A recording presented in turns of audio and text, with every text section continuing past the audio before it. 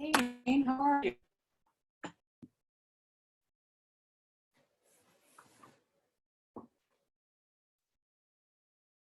Get your sound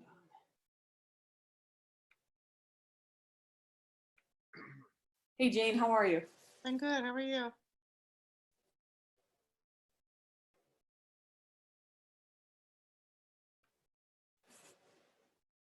Hi, everybody. Welcome as you're signing on.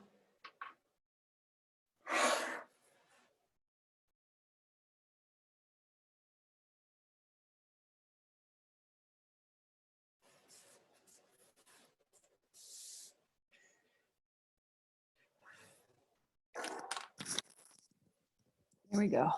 All right.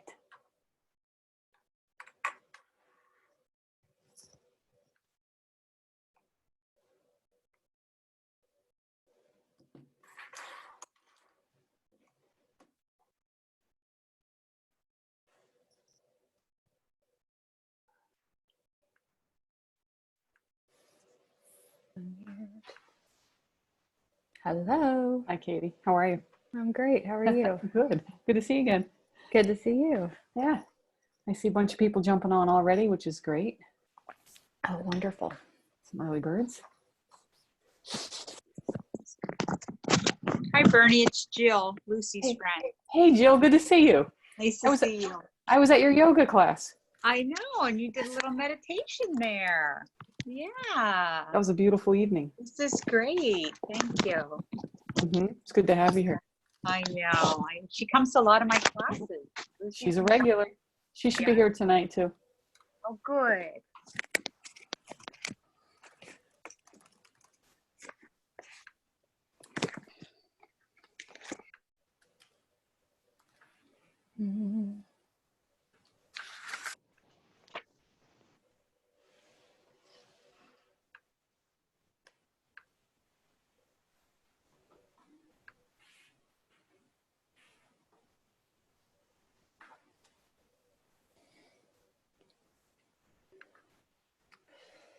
All right.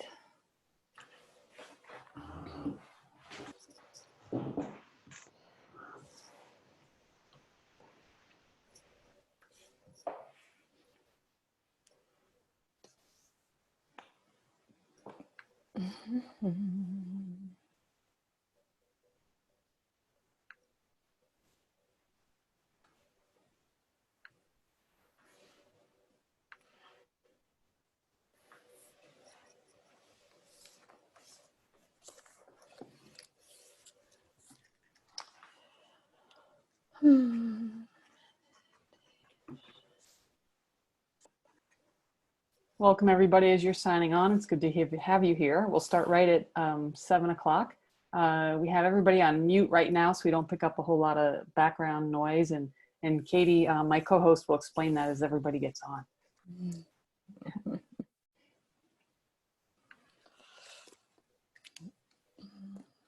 Cody, nice to meet you. Hi, Jacob. Jody, good to see you.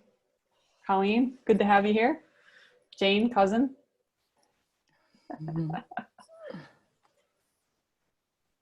I'm guessing hi, it is Marnie. Hello. Anne, good to see you. We have your videos turned off as you're signing on. You're welcome to turn them on or leave them off. It's up to you.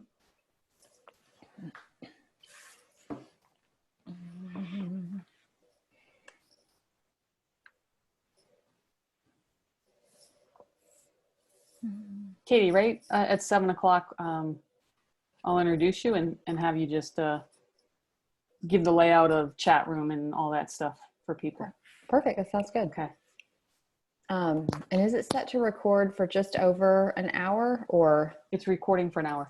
For an hour. Okay. So we may end a little bit early, or the last little bit may be cut off. Okay. All good. Okay.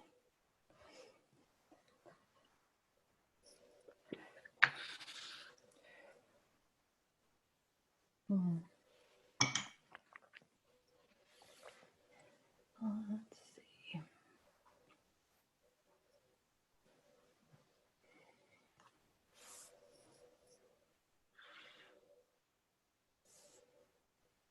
Melanie, good to have you here.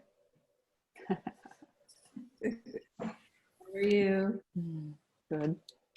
I don't know how long I'll be able to stay on because my kids will be going to bed soon, but I'm gonna stay I'll on see you as long after as. school for makeup then. Great. Okay. Let's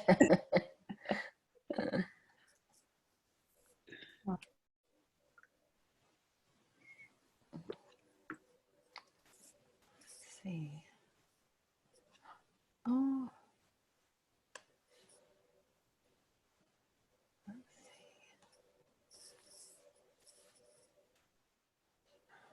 Hey, Katie, how see. are Hey, you? Rebecca. Well, how are you?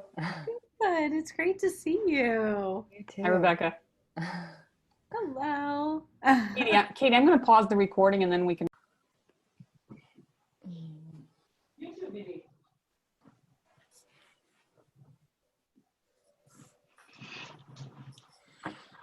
Aaron, welcome to the house. Bernie, Terrence wanted to say hi. Hi there, everybody. Good to see you. You're it. Oh, no. You're it.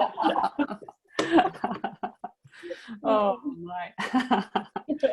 Oh. Lucy. Ed wants to say hi too. My family is addicted to you. Hi, Ed. Great to see you. I miss you too.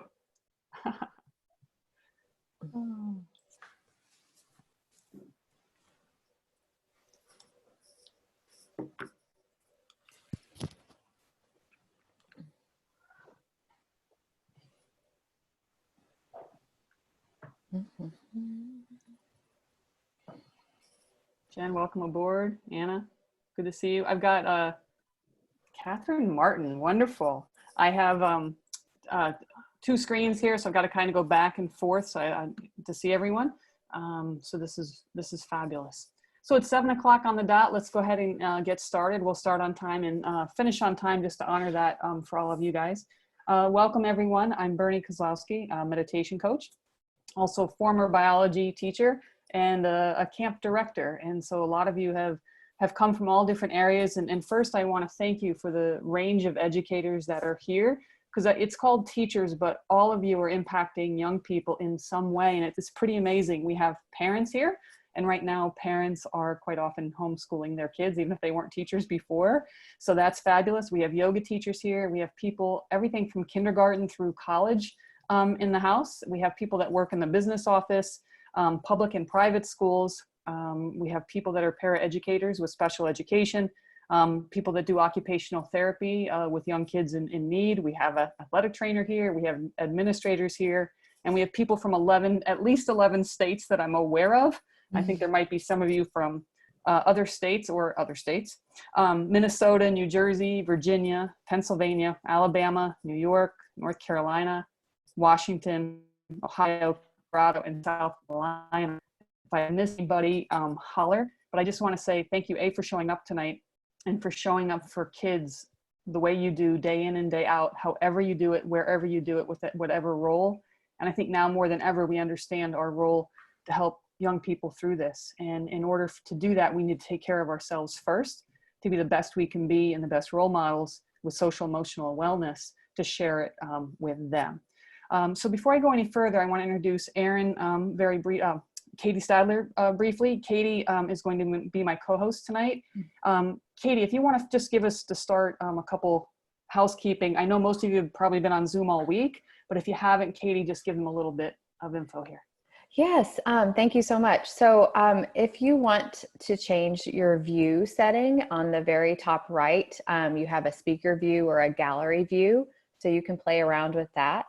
And as we go through, Berni may ask for some reflections, and we may either do the raised hand feature, which you can find in, if you click on the participants, and then you'll have a raised hand option under the list.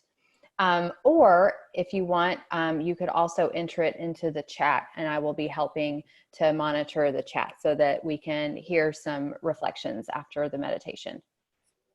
Did I leave anything out? That's it. All right. Good. Thanks, Katie. Any questions, throw it down in the chat room for us. We'll do the best we can to answer that.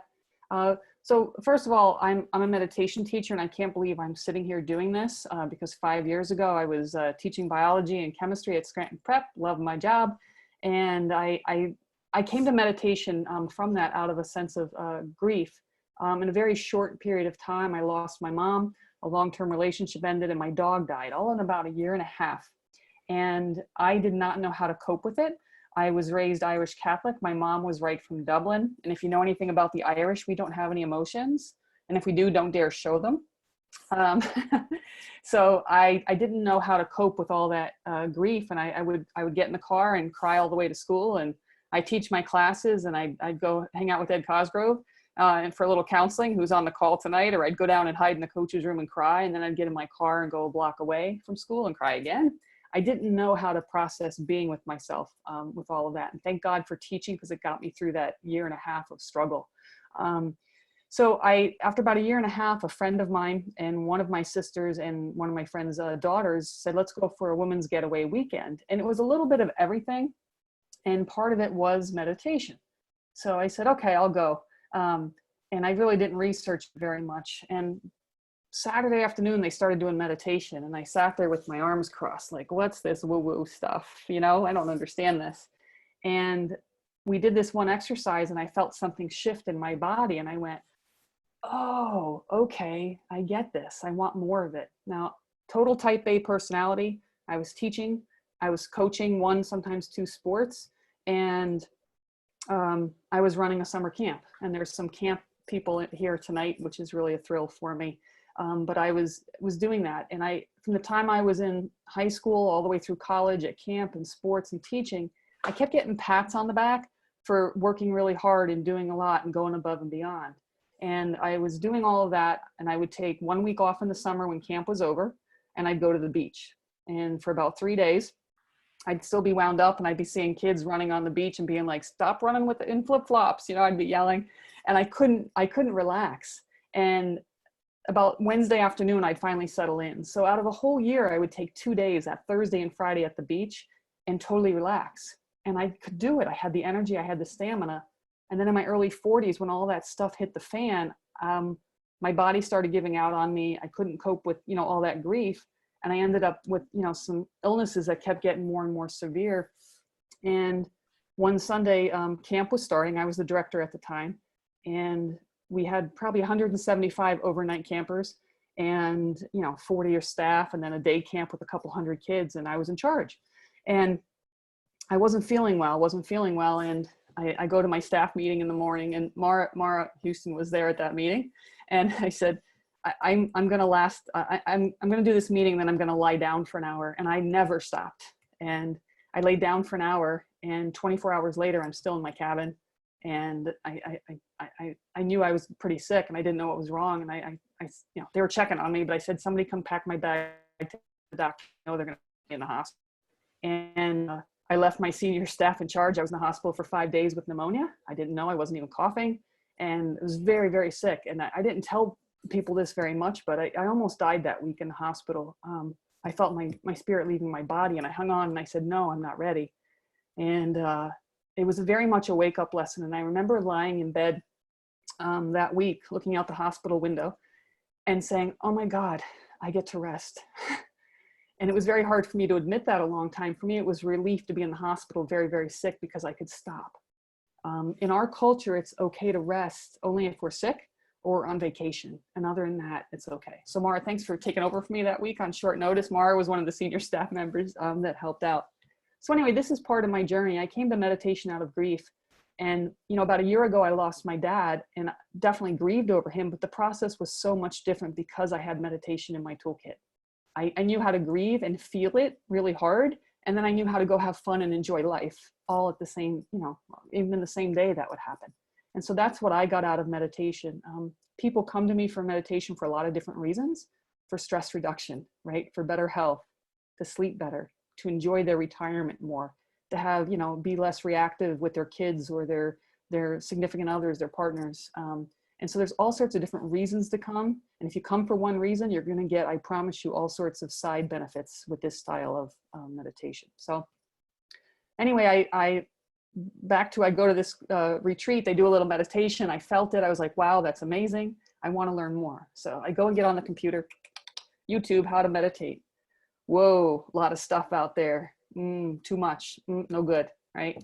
So I get a book, how to meditate. First, close your eyes. Well, how am I supposed to read the book, right? So that didn't work for me. And then I put a video on, like a DVD or something, the old school stuff. And whoever was teaching it said, okay, now stare at the carpet with your eyes half closed for 20 minutes. Like, shoot me, I could last maybe 1 minute doing that. And so that didn't work. So that's when I went and found a retreat up in Massachusetts at a place called Kripalu Yoga Retreat Center. And there was a guy there teaching this class on meditation called Lauren Roche.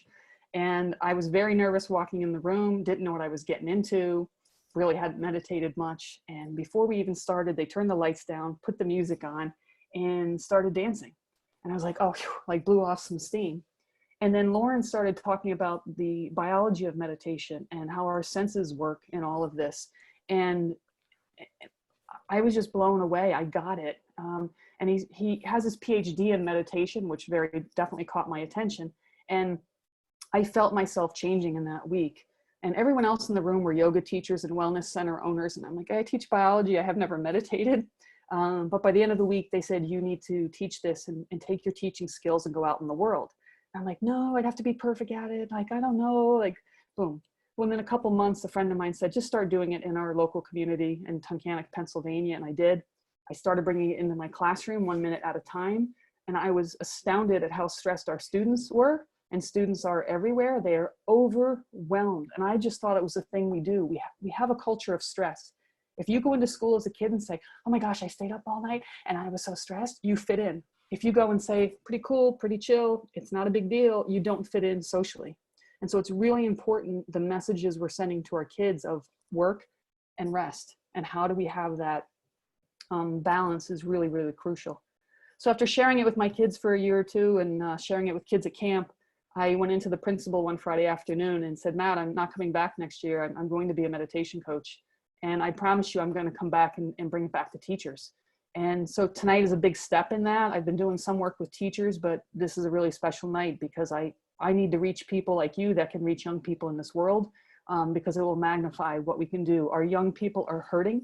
I did not know until I started sharing 1 minute exercises with them. And I'll tell you a little story. The first week I did it Monday through Friday. And at the end of the class, it was my 4th period biology class, and the kids got up and left the room. And a couple of my former students are here from Scranton Prep that are now teachers. So that's really, really special.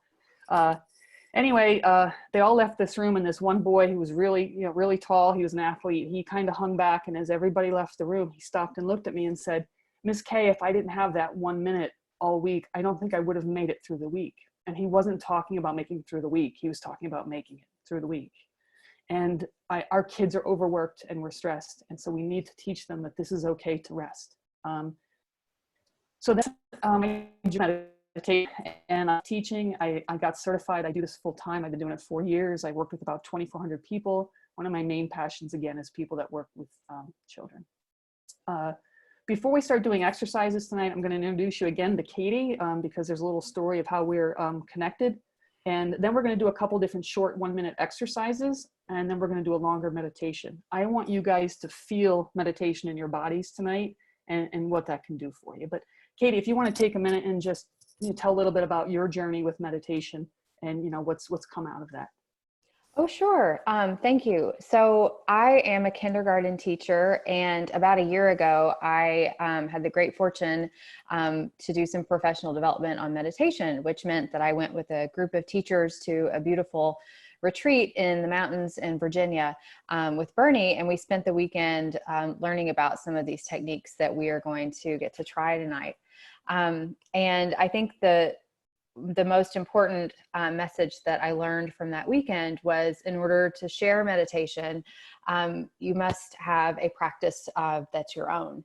And so I continued my work with Berni after the retreat with private meditation coaching that really held me accountable and really helped me develop a real habit of meditation in my life, which has been transformative personally. And then as the school year began, I was also able to bring it into my kindergarten class, which has been an incredibly rewarding experience for a lot of reasons. And one of which is that while we're now teaching them from home, I'm able to say, children, lead your family in meditation. And they're able to do that because they're experts. So it has been a really incredible experience to work with Bernie and to hone my own meditation practice for myself and also just to be able to share with others. So I'm just delighted that you all are going to have this experience tonight. Thanks, Katie. So jumping right in here, I'm a biology teacher, and I would not be involved in meditation if I didn't believe it was a biological process that can also be emotional, spiritual, etc. But it's an automatic process that you guys know how to do, and your bodies know how to do it and want to do it, and your bodies will cooperate like you won't believe when you use the right language around this. Let me give you an example of how good your body really is and how brilliant it is. For 30 seconds, I want you to think about your favorite food. Go. I lied. I'm only going to give you 5 seconds. What's your mouth already doing? It's watering, right? It's watering, you're salivating, you're daydreaming about this. All you did was think about your favorite food, and your body went, oh, we're ready for it. And you started producing salivary amylase, and you started moving that. Your pancreas, your small intestine, your stomach right now are all getting ready for whatever you were, daydreaming about in seconds. So when you use the right language in meditation, your body goes, oh, it's meditation time, it's rest time, and your body will cooperate on a physiological level. It's that simple. You don't need to go to a guru in India. You don't need to practice for 10 years. Your body wants to do this. I'm just going to help you set up the right conditions with this. So let's start by removing any obstacles to meditation, because when you meditate, if there's any challenges or obstacles, then we get stuck. And so our first exercise today is going to remove a myth around meditation, is the idea that your eyes have to be closed. They don't. And this is not intellectual. This is, you can be like, yeah, okay, my eyes can be open or closed, no big deal. But I want you to feel this in your body. So all we're going to do in this exercise is say to yourself with some feeling, my eyes can be open or closed. And then we're going to see what happens. I was doing a weekend retreat last year, and a teacher was going to miss Friday night. She was going to miss this opening session. So I reached out and I said, listen, let's do a phone session, because you can't just show up, and miss these opening concepts. And she said, okay. Now later on, she told me, Bernie, I didn't think I needed it. I've been teaching mindfulness in my classroom for a long time. I just thought you should send me notes. I said, oh, no. So we sat, and I said, I told her your eyes can be open or closed. And she says, oh, I always do exercises. It was an all boys school. She said, I teach my boys to meditate, and I tell them, okay, close your eyes. And she said, it's really interesting. One boy always keeps his eyes open and looks at me apologetically. And I said, oh, that's a problem if they're apologizing for keeping their eyes open. And she said, oh, I never thought of it that way. And who knows why the boy wanted his eyes open? It could have been safety. It could have been bullying. It could have been he wanted to look out the window. I don't know.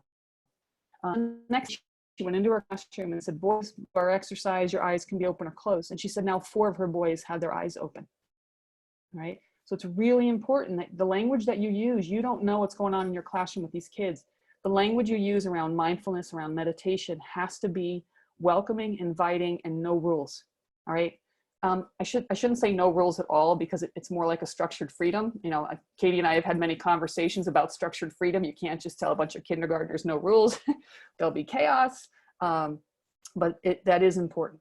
So when you do this, I want you to listen to your body. One of the great skills of meditation is you start to tune in to your inner world and to your instincts and what you need and what works for you. And so it sounds really simple, but this is really important to meditation. So when you're ready, tell yourself in some way with some meaning, my eyes can be open or closed, and then let them do what they want to do.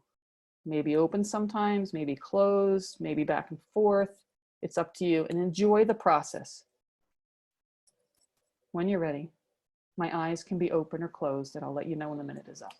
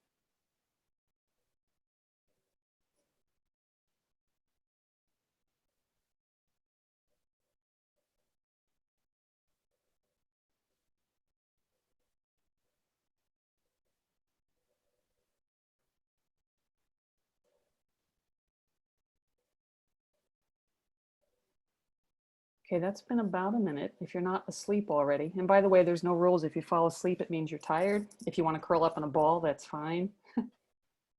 Give me a little feedback from a few people. What was that like to spend time with your eyes open or closed? And for some of you, you might have just said, yeah, my eyes closed. That's what they want to do. But you need to understand everyone's a little different. So if we can hear from a few people, either raise your hand or leave a comment down in the chat room.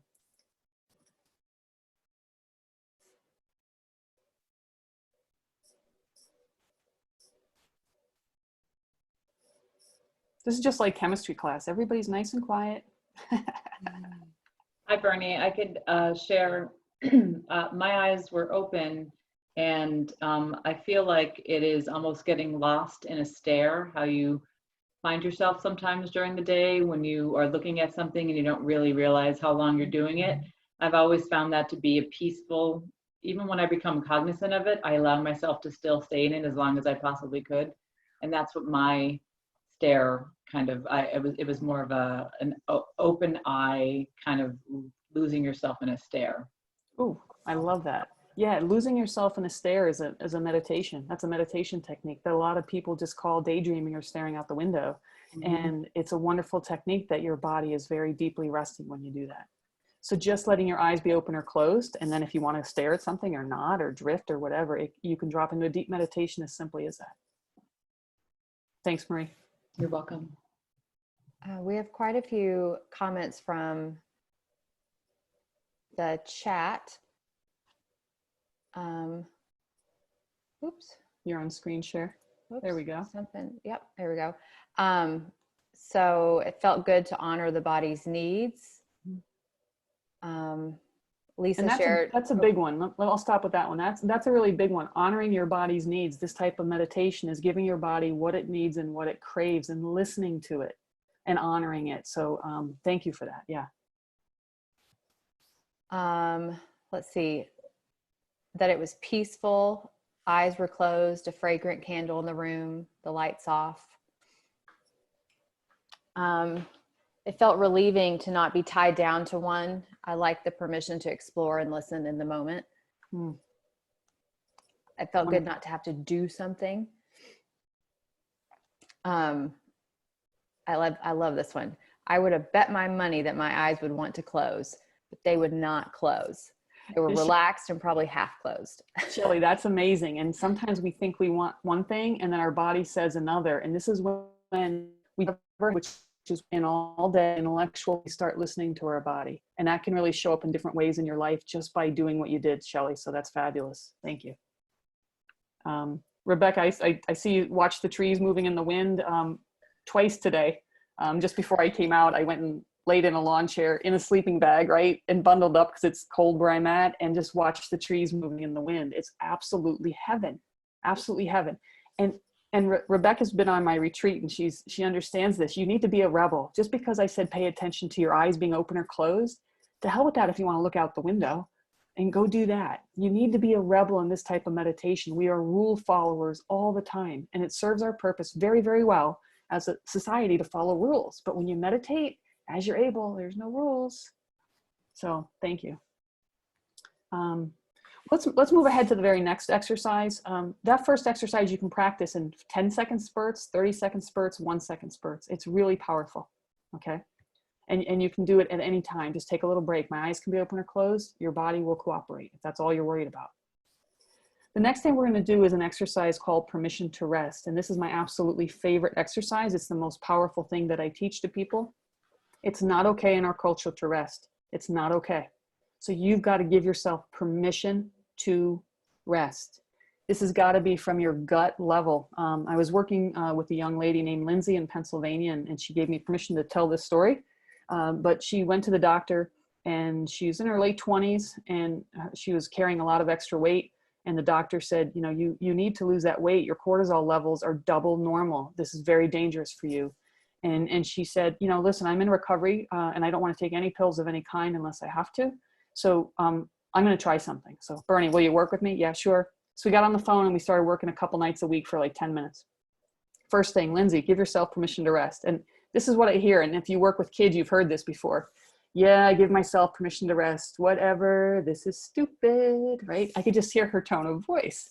And I said, all right, let's try this again. And I want you to mean it in your belly. And she meant it in her belly, and she came out of it and went, oh my God, my body felt that. 2 months later, she goes to the doctor and her cortisol levels were normal. And the only thing she added was meditation. And so this is important. It doesn't matter if you're doing mindfulness, Zen, contemplative, Buddhist, it doesn't matter what type of meditation you're doing. If you don't honestly mean it, your body's not going to cooperate. So this first exercise, I want you to say, I give myself permission to rest. And I just want you to be with whatever's there. The one thing I do want you to avoid is this, because it often happens in a larger group. Don't do this. I give myself permission to rest. I give myself permission to rest. I give myself permission to rest. Don't jackhammer it, all right? If you're going to say it again, say it, pause for whatever time feels right for you, and then pause again. So we'll go for a whole minute, and then we're going to check in with what happened. I'm not giving you much more than that. So some of you, it'll feel great, and other of you are going to feel some struggles, and that's okay. Make yourself as comfortable as you need to, just for a minute, with some feeling in your belly. And you can either say this out loud or say it quietly inside to yourself. Remember, your eyes can be open or closed. So we'll start there. 10 seconds. My eyes can be open or closed. Listen to your body.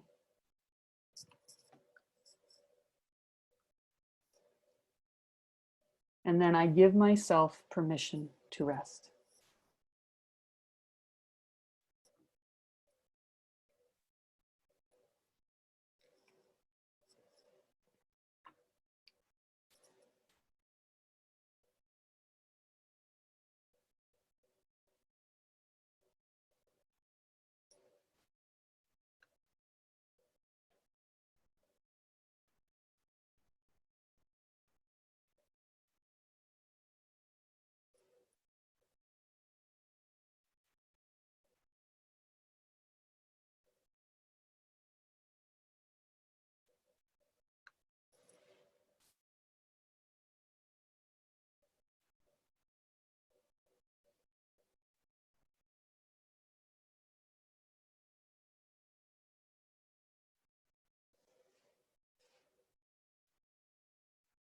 Okay, that's been about a minute.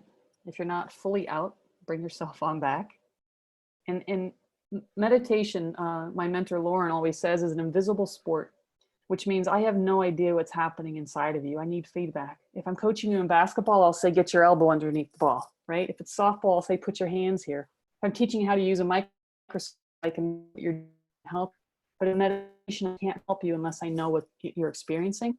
So if you guys can give me some feedback on what went well with that, or where you struggled, what felt hard to you. Katie and I will watch the chat. If anybody wants to just open their mic, as long as there's not 20 at one time, we'll try that as well.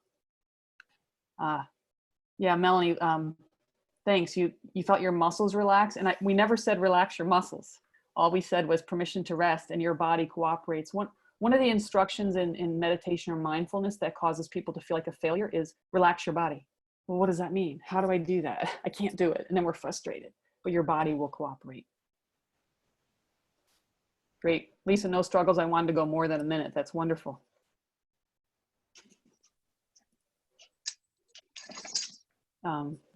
Somebody opened up their mic there. And we have a raised hand here. Go ahead. Yep, go ahead. So can you hear me? Yes. Okay.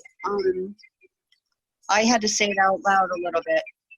And surprisingly, in about a few sayings, I involuntarily took a huge breath and then two smaller ones later. So it was involuntary. It was just something my body did all by itself, like a hiccup. I love it, like a hiccup. Thank you. And that's really, your body will cooperate with the right language and the right gut feeling and approach. Things will happen naturally for you. That's fabulous. It's wonderful. Jane, I see you said saying it out loud helped me get out of my head. And this is very common, being in our head and having a whole lot of thoughts. And we're going to come back to that. I want to hear from a few more people. Felt relaxed at first, Jody, about 35 seconds in or so. The mind wanted to chat and control some past or future situation, but was able to come back after a breath. We're going to come back to this. And this is where I relaxed at first, but okay. 35 seconds in, I started to have stuff going on, was able to come back. And this is implying that our thoughts are a struggle. And we'll come back to that, because remember, in this type of meditation, if we believe it's natural and our body wants to do it, it's going to be automatic and really efficient. So we're going to come back, Jody, to that comment in a moment and remove that blockage, if that's anything. Okay. Shelley, I haven't yet given myself permission. I was actually a bit stressed, and this is normal in meditation. So thank you. These are important to hear. When you share meditation with people, this is what's happening. Some will say that was great. Other people say struggled. Other people will say stressed. Leslie, that's great. Permission feels like a gift. I was sitting in a class next to someone one day, and they said, I wonder what else I can give myself permission to do. It's really powerful, those words. I give myself permission. Marie, the whole guilt thing, yeah, it's really important. A big part of meditation is permission to rest. And another part of meditation is permission to have pleasure. And especially in these times, in these days, we have to balance, oh my gosh, this is going on, or I've lost my dad, or something happened at work, or I'm in a fight with somebody, with, oh my gosh, isn't that tree blowing in the wind beautiful? Or, oh my gosh, it feels good to be in my body, or I can daydream about something. It's okay to have tough stuff in your life and deep pleasure. So thank you for saying that. We want to remove that guilt and practice what would give me pleasure now, because it gives us resiliency to get through the tough stuff. It really does. Anybody else want to speak up or chime in? Any of their hands up, Katie? Not that I see. Okay. Well, let's discuss this a little bit before we do the longer exercise. You felt the range of reactions there. That was easy. That was wonderful. That was hard. I had thoughts. I went away. I came back. One of the biggest rules out there in meditation is you're not allowed to think about anything, or you have failed. Okay. And this is what especially kids think by the time they're 10 or 11 years old. They think meditation is an empty mind. And here's what I say. If you're struggling, ask yourself what rule you're following. Does it make sense? And if not, let's throw it out. For example, in order to meditate, you have to sit cross-legged on the floor. Well, I'm struggling. I have bad basketball knees. I can't sit cross-legged on the floor. What's the rule? I have to. No, I don't. I'm a rebel. I'm not sitting cross-legged on the floor out the window. So I can meditate in any position that works for me. Another example. I'm struggling because I don't want to close my eyes. What's the rule? You have to close your eyes. I don't want to close my eyes. Well, I don't have to. Boom, struggle gone. Next one. I'm struggling. Why? I'm having a lot of racing thoughts. Well, what's the rule? I'm not allowed to think. Well, that's kind of ridiculous. 6, 7 a day, and you're supposed to stop time when you meditate, right? Doesn't happen. Now, when you meditate, will you feel empty-minded sometimes? Absolutely, and it's wonderful. But you're going to think about things. And here's why. You live a real world in the real life, all right? This idea of having an empty mind comes from a more monastic tradition of meditation, which is wonderful in its own right, if you are a monk or live a monk lifestyle, all right? A lot of meditation comes from monastic traditions. Wonderful, beautiful. If you've ever been around a monk, they're amazing and they have beautiful energy. But monks also wear the same robe every day, right? The roof is over their head, their mortgage is taken care of, you know, they're taking care of an old age, etc. They don't have the same life you do. And then they've left their town, they've gone to the monastery, and they're being trained to, you know, follow a leader, follow the rules. And they're also praying and meditating 10 or 12 hours a day. Their lives are very different than yours. You're lucky if you have 5 minutes once a day, or 1 minute 3 times a day. And this style of meditation is meant more for everyday people in the real world that have a lot going on. And when you sit to meditate, what's going on in your life is going to come up to be paid attention to. I call this my dam analogy. So if you have a wall, okay, and during the course of your day, your week, your life, stuff gets stuck behind the wall, right? You might have had a great voicemail. Does anybody leave voicemail these days, right? You might have had a great voicemail that you didn't have time to really soak up or call back. Or maybe somebody cut you off in traffic today. Or maybe you had something really wonderful happen with one of your students, or you had an argument with a family member, right? So when you go to rest, what happens is that dam drops a little bit and this stuff flows up and over. And it shows up as thoughts, feelings, emotions, and that's normal and natural and healthy. If we don't ever let them move, they get stuck. For me, they get stuck in my neck and shoulders. But when you meditate, when these things show up, they want attention. It's like a kid or a dog saying, mom, mom, mom, mom, dad, dad, dad, dad, dad. And you give them a little attention and they're happy.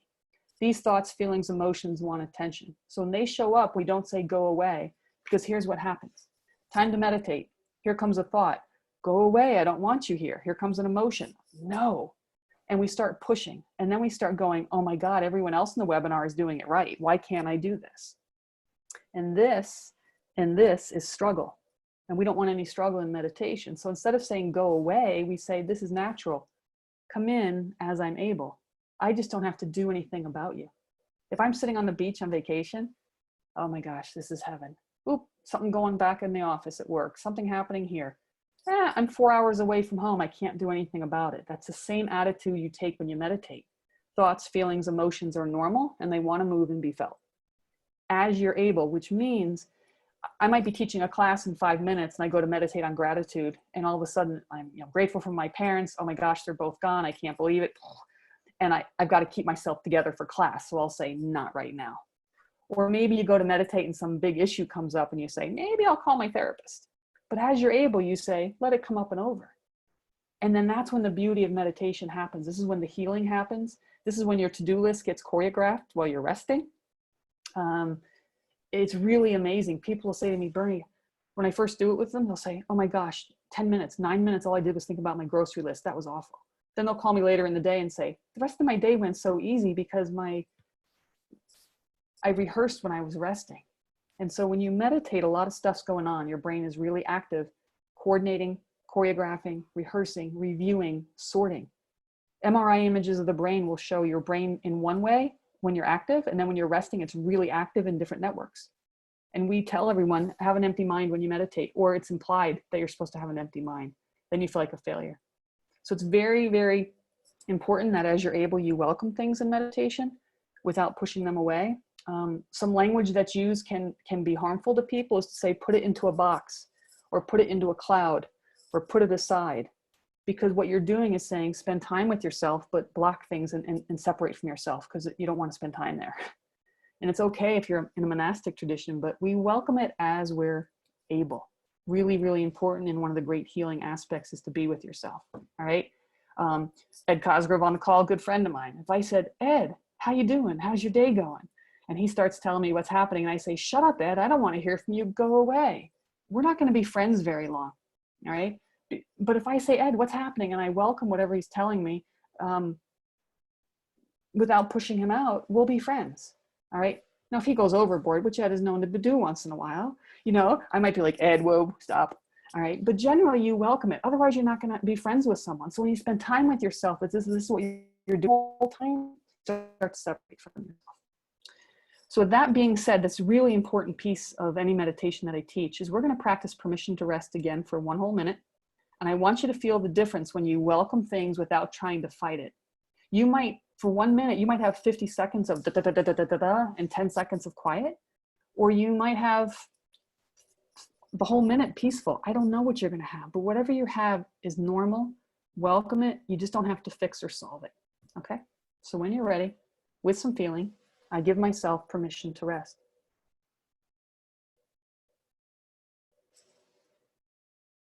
I welcome all that I find here without judgment, without effort. I don't have to change, solve, or fix anyone or anything right now. I give myself permission to rest.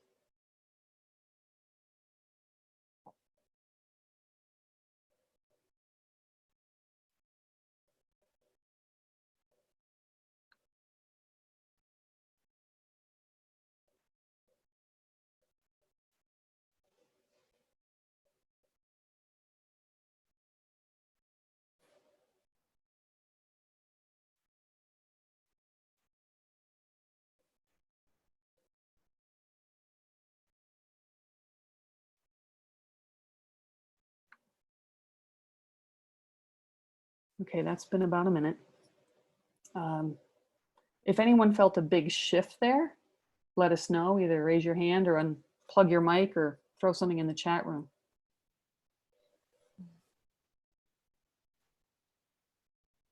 I see some heads nodding.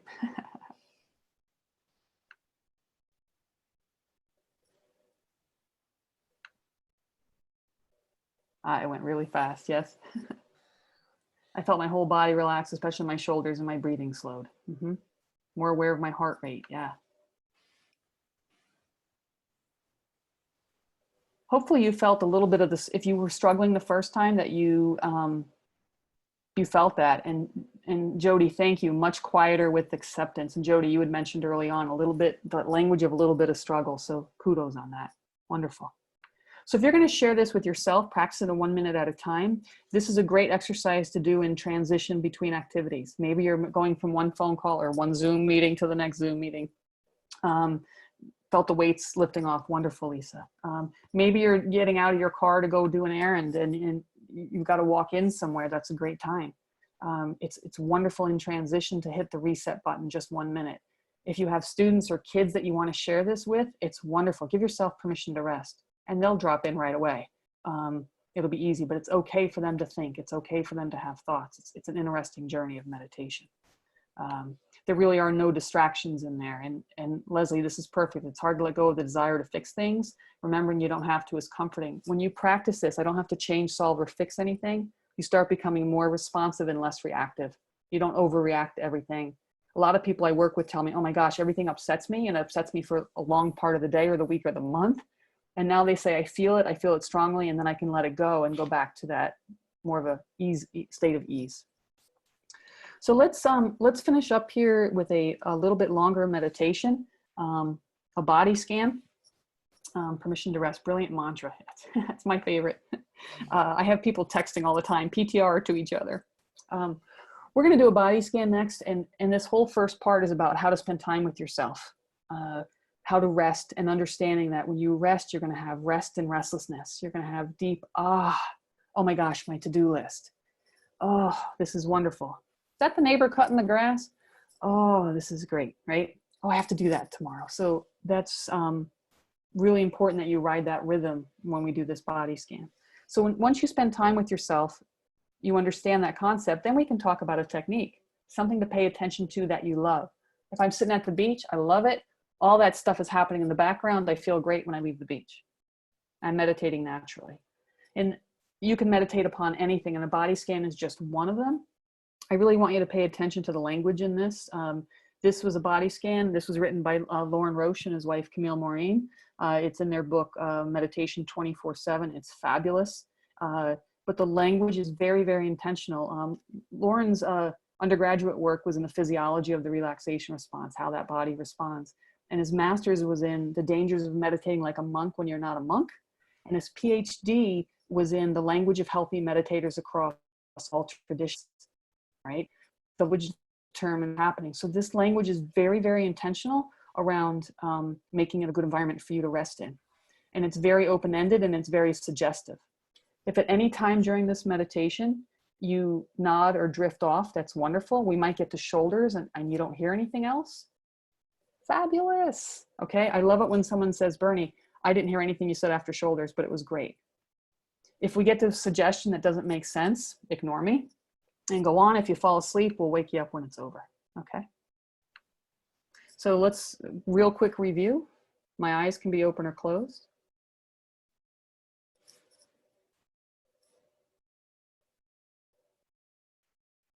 And then I give myself permission to rest. I welcome the flow of thoughts, feelings, emotions. My thoughts might be fast or slow. There might be lots of them or none at all. I welcome all that I find here, like being with a good friend.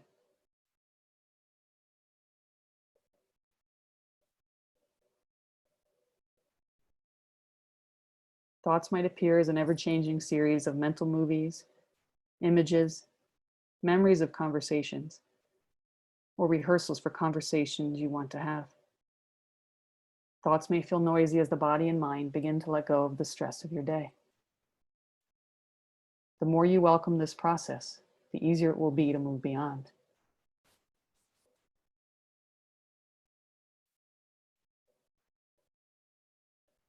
Now breathe out with a deep sigh several times. A longer exhale than an inhale will trigger the relaxation response.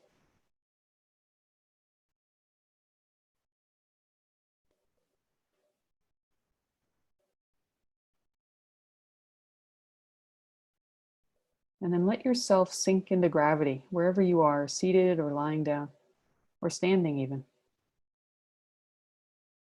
Let gravity pull you down towards the center of the earth. Let go of control and consider gravity.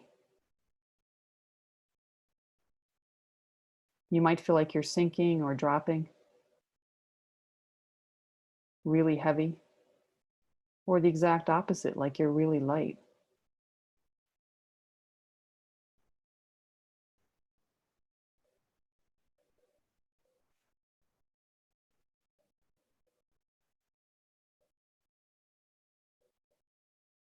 And now begin to notice what it's like to be inside your own skin. Let your awareness move anywhere in your body it wants to go. Maybe you find an area that's really relaxed and you rest there. Or maybe you find an area that's a little tender and you spend time there, like being with a good friend. Notice sensations without trying to fix or change them. Be curious. Pay attention with love.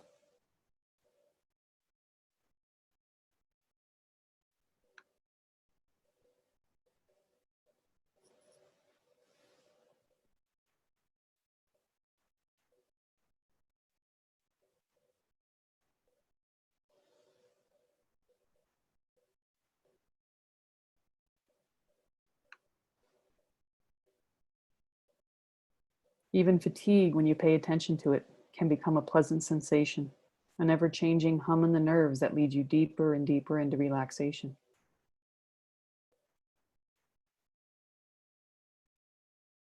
And then as you're ready, begin scanning your body from head to toe. With your awareness, feel your head, maybe your scalp, the sides of your head, the back. Your head might feel really heavy or like it wants to bob to one side or to the front. Let it do what it needs to do.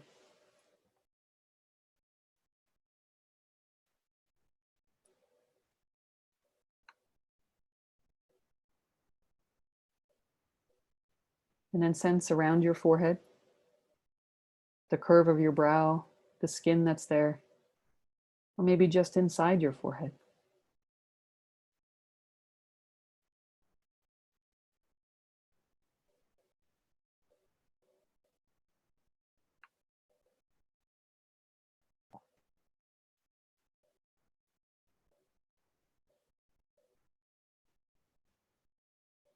And then when you're ready, sense around your eyes and behind your eyelids. Noticing just by paying attention, muscular tension will tend to soften and release.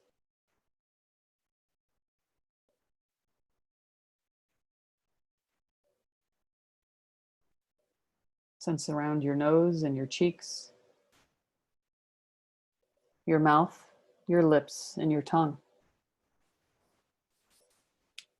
If your jaw seems tight, slightly part your teeth. If your tongue is touching the roof of your mouth, let it drop down and relax. And you may even explore having your tongue push over the front of your lower teeth, like a cat sticking its tongue out. This will relax the back of your jaw.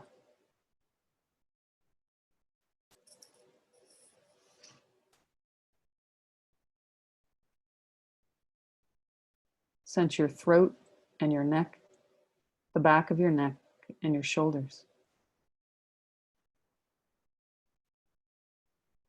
Get curious about your upper arms, your lower arms, and your hands. Especially noticing any subtle sensations in your hands, like buzzing or tingling or humming.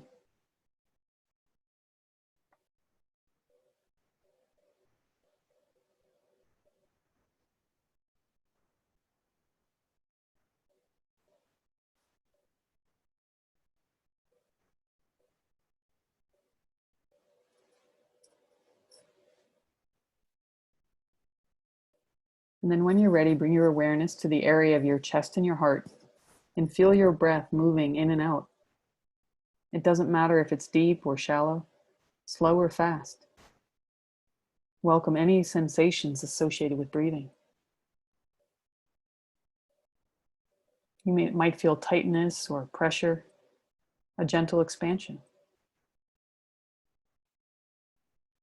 Rest here for a few breaths.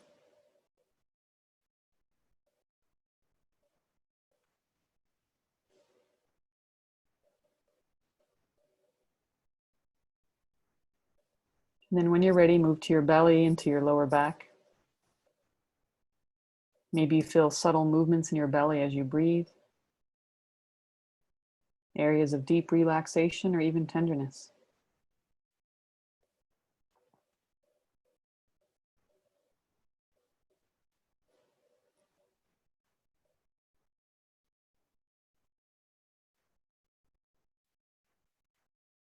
Then bring awareness to your hips and to your pelvis. Feeling yourself in contact with the chair or the floor.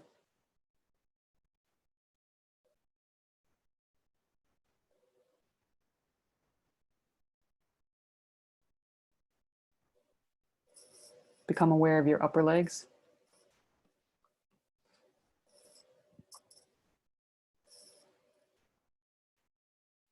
Your lower legs.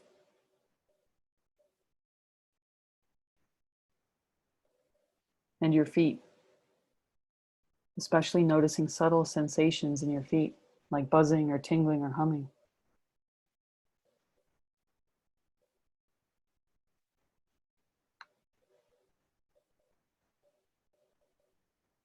And then either feel or imagine energy running from your hips, down your legs, out your feet, into the ground, rooting you and grounding you.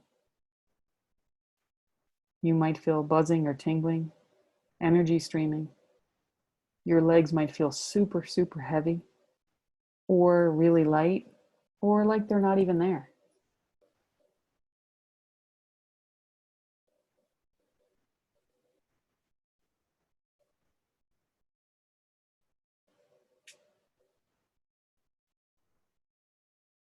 And now for a breath or two, return anywhere in your body you'd like to go. Maybe you're called to an area that's tight or tender and needs attention like a good friend. Or maybe you're called to an area that's already relaxed and you let it spread or ripple. Pay attention with curiosity and pay attention with love. Welcome all that you find here.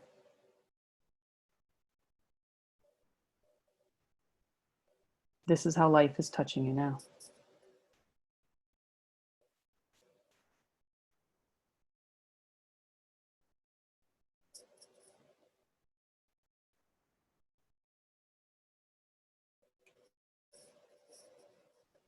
And then very gently start to bring yourself back if you're able.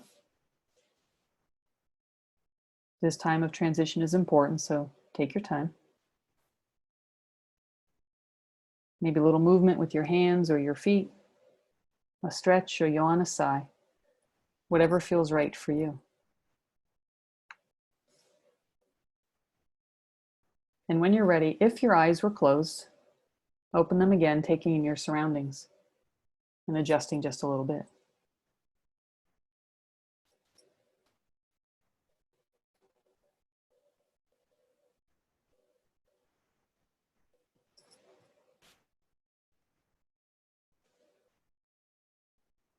Any feedback from a couple people there on what that felt like to do that and or how the language was?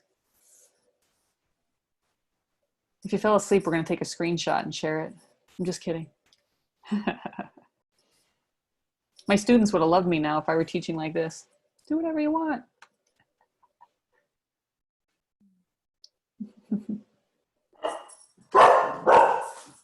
Yay, that's a yes.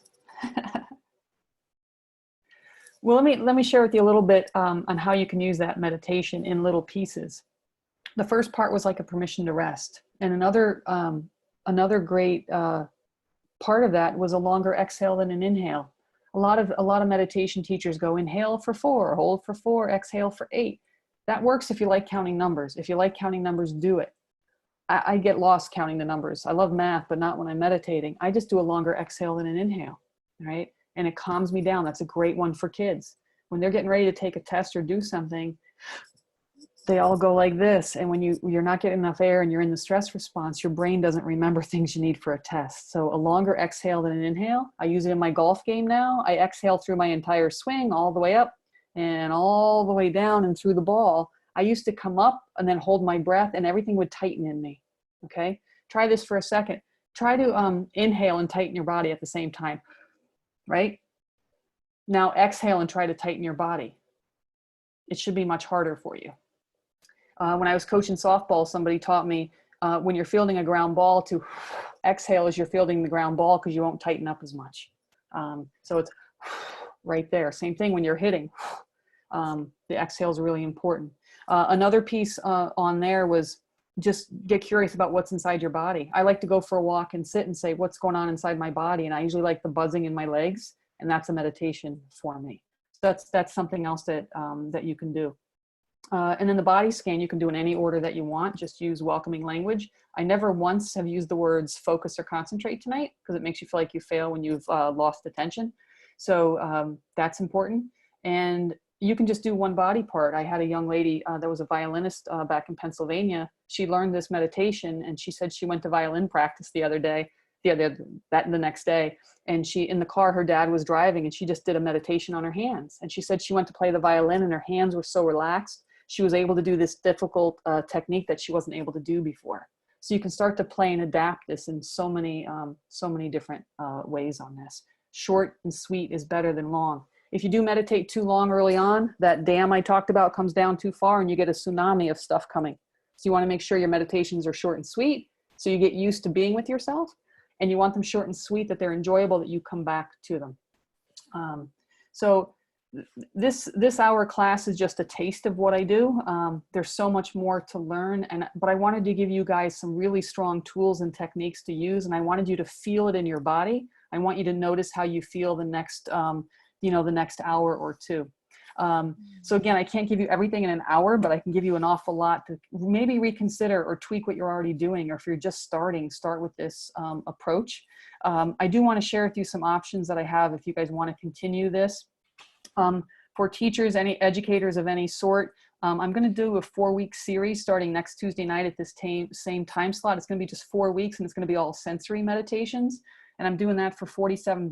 I have 20 spots. It's like half price of what I would normally do. And I'm going to shoot you guys an email right after this. If you want to join, sign up. The only requirement is you've been in part of this class or you watched the recording. So if you know anybody that wants to do a little more, that's great. Typically I require 12 hours with somebody, but I'm just doing 4-hour chunks because our world is so uncertain right now. Let's do 4 weeks and go from there.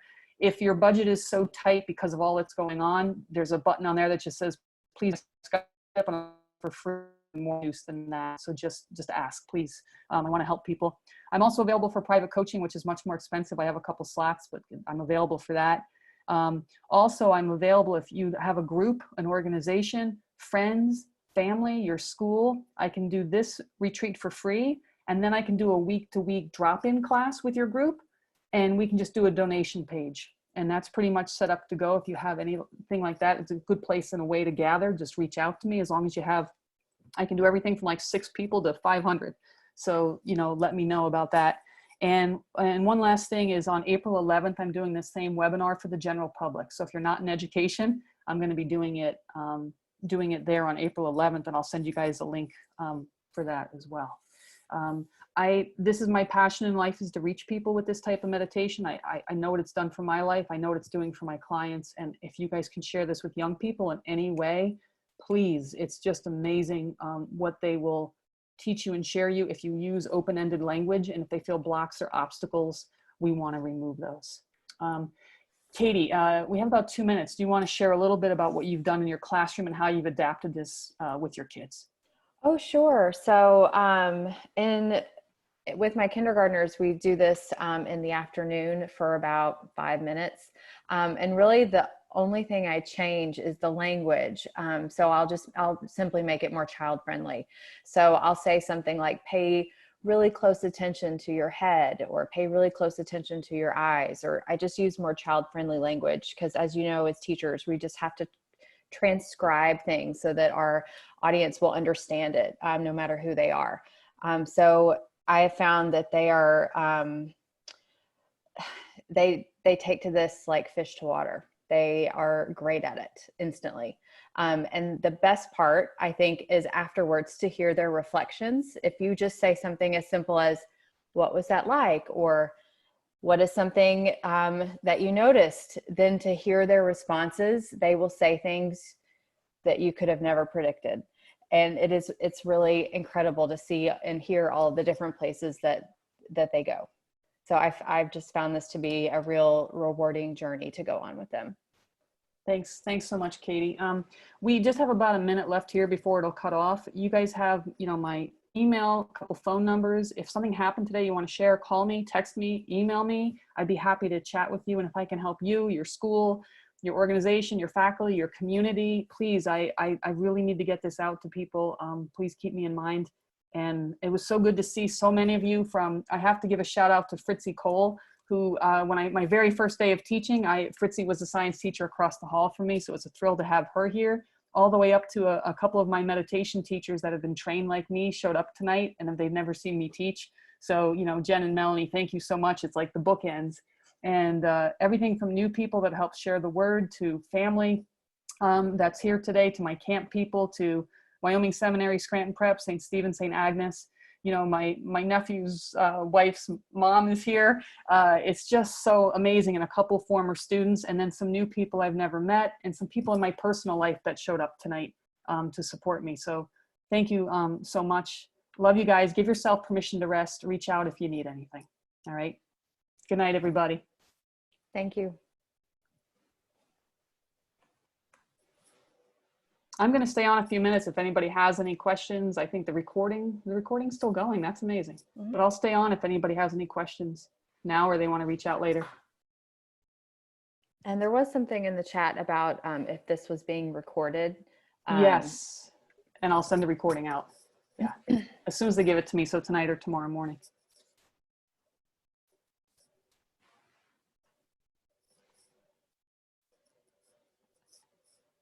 Ed, my golf swing, I'm telling you, Pebble Beach, buddy, I'm going to use it someday. Well, bring an undertaker because you know what's going to happen. Thanks, Bert. I got to go. I'll call you. Thank you. All right, thanks. I just unmuted everybody. If anybody has anything to shout hello. Jack, it's so good to have you here. It's Ann. It's Ann. Yeah. I couldn't get my my Zoom wasn't working on the computer, so I grabbed Jack's. So you got his name on there. Nice. It's so good to be here. Right. Yeah. Well, Jack actually listened to your whole meditation and he fell asleep. So that's awesome, man. Good to see you, Bernie. Glad everything's going well for you. Thanks. Good to see you. Yes. Tell Jack hello when he was up. Okay. Man. Whew. That hour was way too short. We need like 2 hours. Oh, Lisa, thanks for your comments. I saw that about this whole new approach that, something different than what you've heard. It really is different than the mainstream way of looking at it. It's more natural. So thank you for saying those things. I think the chat will be available on the recording too, right? Katie, is that available? Do you know? I honestly don't know, but we can save it. I do know that. Okay, let's save that. Katie, you're a lifesaver tonight, taking care of all the technical stuff. No problem. Here, can you hear me and see? Yeah. Hi, Lisa. Hi. This is my second Zoom meeting of my life. I'm 56 years old. Colleen Penzone. I work for the NEIU. Oh, the NEIU. Yeah. Yes, Colleen Penzone's our EI supervisor. Oh, good. Yeah. Put this out for all of us, and I sent it. I have a lot of family and friends that are teachers, but then a lot of friends and adult children that are just stressed. Yes. And, this morning I did one with my sister-in-law is a massage therapist in Texas, and she for years had, like when you talk about all your grief you went through, she lost 5 babies, miscarried, like unbelievable grief. I can't even imagine. I have had 3 healthy children. And she got into being a massage therapist and her healing hands. And the reason why I say that is now she works with I don't even know what you call them. Like people like you, forgive me because I don't know like your titles. I don't know what I am either. That do like chakras and the sacrals. So I did all that like yesterday. She did me once with the whole body thing years ago, and totally different than what you're sharing. And what I love about what you're sharing is it's just little tiny things. Like I've been trying to meditate since I've been 15 because I'm high strung and all that. I've come a long way. I've been through hell and back and grief and life. But I said, okay, God, there's a reason why we're all laid off from school. And, you know, this is a lot of good things are coming to this terrible, terrible virus. And this is me time. Like I've learned the hard way to start taking me time 15 years ago when I almost physically got sick over losing my father, my mother, a 4-year-old, like just pile them on, God, pile them on. And I'm like, I can't do this. And I'm not going to go into medicine. And I'm not going to be screaming and yelling. But anyway, I just wanted to thank you and Katie for doing this. You've touched a lot of people tonight. I'm going to get the word out. I know I'm getting goosebumps because I know you've come into my life this week for a reason. And I have plenty of time to deal with this, to work on one of my goals for years about trying to just meditate. Yeah. And all your little techniques. Like someone used this today on the chakra things, this phrase, because I love phrase, like PTR, like in special ed, we use PI, planned ignoring, like in code, I work 3, 4, and 5-year-olds. And I have things around my house. They're all little zip, you know, like either initials or whatever. That's just, frogs mean fully rely on God. Dove means peace. Yes. But all your things, which I've never been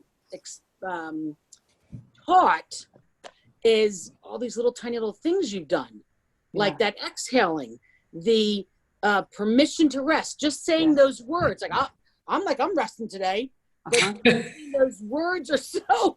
It's, you know, I'm taking my me time. Yeah, Lisa, you're so right. It's so powerful because it's not okay to rest, especially for women. Even it's not okay. And so when we practice that, right? So when we practice it, you start creating more boundaries around your time and your energy. And it takes practice, and it's very subtle. Little kids get this. I told Katie, like when her kids are genius meditators, she said, what? But she gets it. They know how to do this. We just take it away from them as they get older and older. Amen. Yeah. I wish I had more time for stories on there, but I had a friend whose child was in kindergarten, and the teacher called her in and said, we have to have a talk. What's going on? Well, Jacob is daydreaming too much. It's not good. And she looked at him and said, Jacob, you know, to her son, what are you daydreaming about? And he said, Mom, I'm building things when I daydream. And she said, honey, you keep on daydreaming. Building, baby. Because we're taking it away. You've got to be focusing on target for certain things, but we're losing that. And I think what we're going through now is a lot of people are resting. They're having a lot of rest time right now. Yeah. They're not quite sure what to do with it, but it's a natural for us, and people doing much, you know, dealing with what's going on in the world, that they're so stressed because they're going the other extreme. And we have to be able to be on, and we have to be able to rest. So, you know, Lisa, thank you for sharing that. That's thank you. Really powerful. I'm a talker and I want to help. And I had to catch myself. I'm not writing things in the chat for my sake. That Lisa, just listen to Berni. And that's why when you left this open, I'm like, okay, now I can talk to her, because I thrive on that. But then in the same respect, you know, I don't shut up sometimes unless I'm working with children with autism. My teachers are going, Lisa, you're like two different people, because I focus on that or not on that. I mean? But, you know, I just want to thank you. And, you know, you're welcome. It's just all these little things. When we were doing the chakra thing the other day, which is very heavy stuff, totally like opposite what you're kind of doing, but it's all the same idea. We're all trying to just relax more, be more present and all that. And that's why, as terrible this virus is, it's absolutely giving a lot of people that really need it. Yes. This time to learn some of this stuff, you know, and this is good for you. And this is good for who you're touching and sharing your gift, you know, and I think that's all very spiritual, you know what I'm saying? Yeah. Well, but, thank you, Lisa, because this is really, it's so important that, like, you just had a major shift tonight around what meditation can be. And some people in the group probably had minor shifts. Some people no shift. They're like, I already do this. I don't get it. But for a lot of people, how you just responded is probably how I would say between 50 and 70% of people I come across go, oh my God, it can be done like this. And other people are like, no, I'm fine. I like to do monastic, and that's great. Do it. Right. But most people need that. So I know My a few mother- more of you are hanging on. Is there anything you guys want to throw in as well, you know, to support, you know, what Lisa's saying here too? Yeah. Yeah, I I'll say think the something. time is now.